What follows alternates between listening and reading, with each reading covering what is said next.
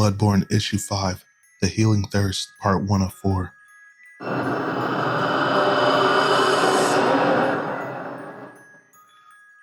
Once upon a time, we believed we could stop hell from descending on our land. But the ashen blood disease spreads, and so does the beastly curse. Disposing of an ever-increasing amount of beasts, the brave hunters do their duty, ceaselessly tearing the night apart. And while they follow what fate made their call, the ashen blood drowns Yharnam in yet another kind of death. Once upon a time, we believed hell could be stopped. Citizen, you may do well to step aside, not seeing that hell was already here. Those afflicted by the beastly curse tend to reanimate at the most inopportune moments. Surely you wouldn't be affected by such an occurrence. And what are you doing here? It's after curfew. I am investigating, searching for truths, small and large. I am a doctor, doing my best to help the city of Yharnam through all my resources and might. Though, to answer the question you may ask next, I do not carry all the usual appropriate documents permitting me such tasks. I am, you could say, a self-made man, a healer. The city is healing itself. Hunters and healers are the first line of defense. Go take rest and resume your honorable actions later, once they are officially permitted by the healing church. I do as the hunter says, but first I rest at my place of power. The place where I first met my dearest Mathilde. Oh, darling, if you only knew how much better their lives are, for you stand on the same ground as them. If only they could feel the love I feel. No terror can ever touch it.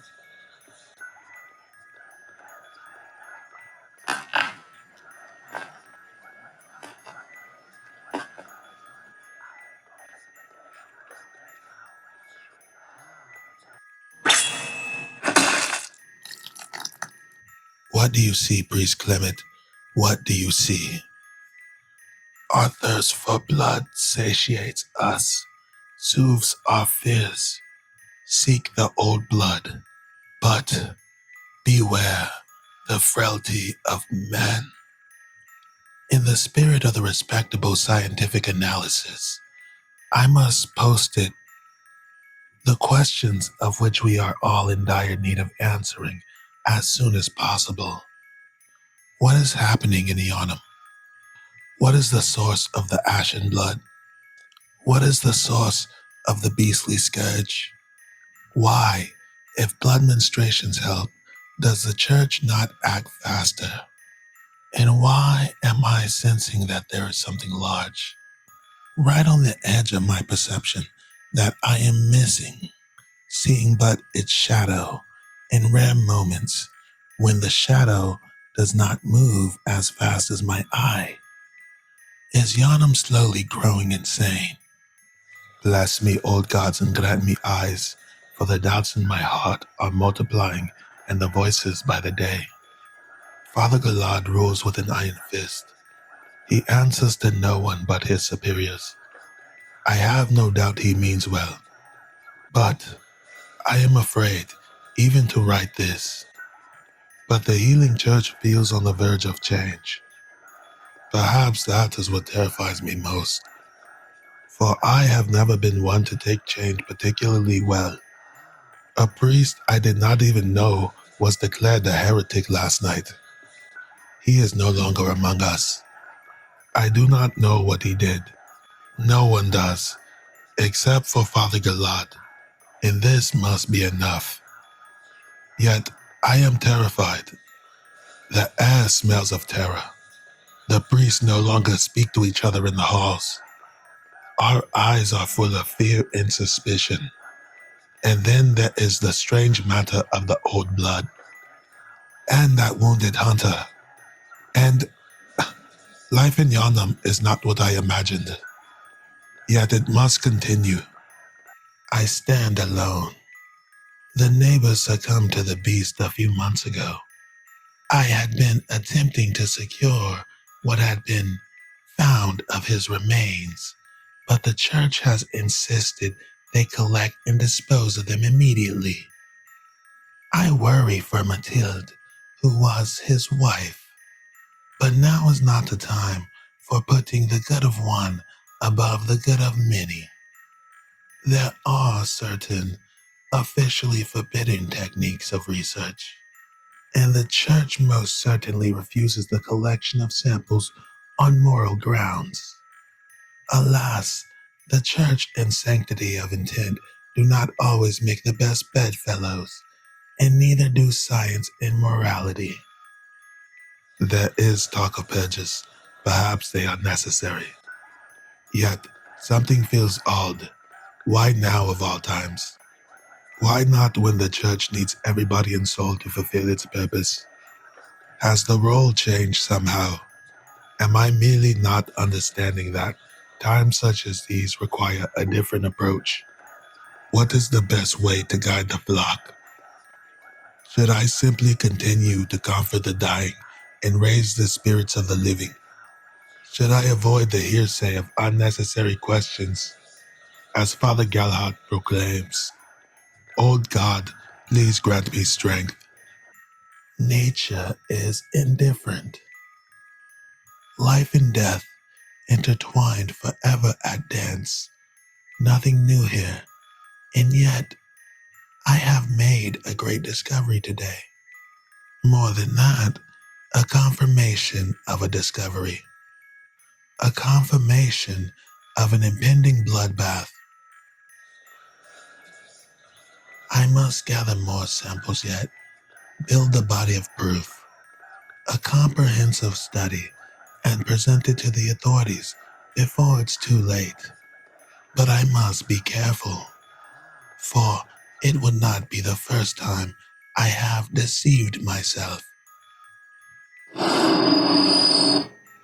They say this happened because the beast attacked them. Yet I remember this man, and his behavior was changed long before then.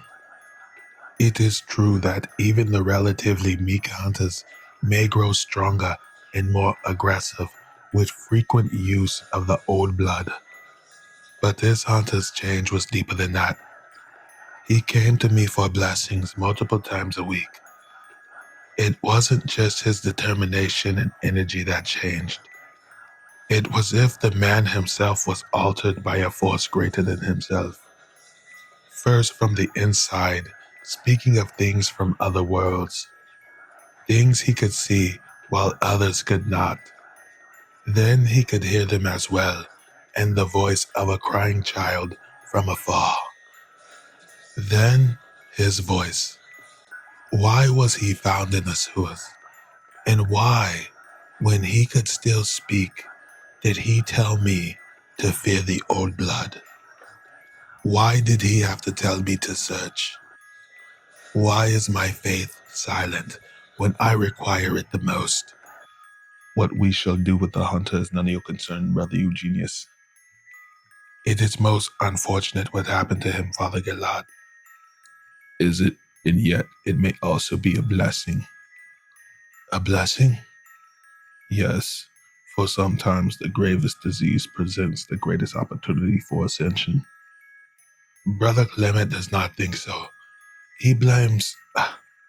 He blames... Yes, finish your sentence, dear brother. He blames the old blood. He believes it may be responsible for the atrocities, such as the one recently befell Hunter Elio. All nonsense, of course. Does that make him a heretic to the church? It merely makes him human. So he shall not be judged. Not by the healing church, certainly not at the present time. It is not what we believe we should do, but what must be done that shall guide us. And to truly understand the plans of God, we must also concern ourselves with understanding that each of us has a larger role to play. Since I have come to the city, I am not able to sleep well. It has been many years, but now I miss mother and father the most. Them and the silence of the night. Them and the silence of the rocks. The knowing, indifferent eye of the night sky. There are rumors that the waters of Yharnam are polluted. That this may be where the ashen blood originated from. But if that would be true, why would only certain citizens be affected? With no obvious logic. Is it truly a matter of faith? Isn't everything? I miss the lack of walls, and I remember what you told me. That I will see too much pain. That the pain will find its way inside of me. That the body remembers, and so does the body of the city. And that, over time, all of this will take its toll. I thought I would find peace here and healing. Isn't this what the church is for, Father? You looked at me for a long time before responding. Your kind, stern self growing into a weeping stone. As you said, in Yharnam, nothing truly heals. To be continued.